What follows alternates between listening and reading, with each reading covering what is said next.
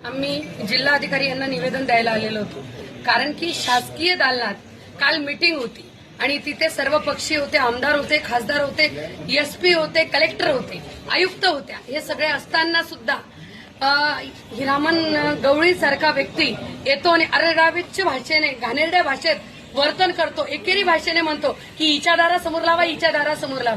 मी म्हणत नाहीये, मला मान्य आहे की हा रस्ता मोकळाच झाला पाहिजे, आम्ही त्याचं समर्थनच केलेलं आहे.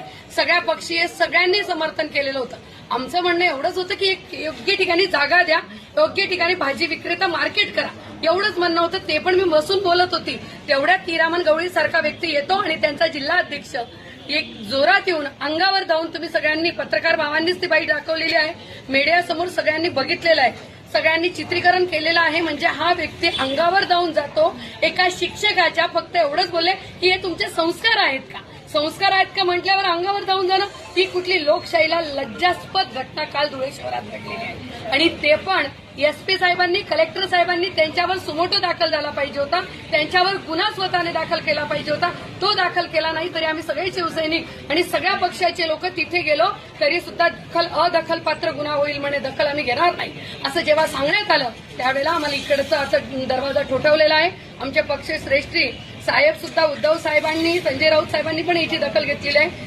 जर यांच्यावर कारवाई झाली नाही तर आम्हाला सगळेजण, आम्ही बापूजी आहेत, तुमची महिला आघाडी आहे, आम्हाला याच्यावर नक्कीच ठोस पावलं उचलण्याची गरज झालेली. कारण की माझ्यासारखी महिला, पदाधिकारी महिला सुरक्षित नाही तर धुळे शहरातली महिला नेमकी सुरक्षित आहे का हा प्रश्नचिन्ह आहे.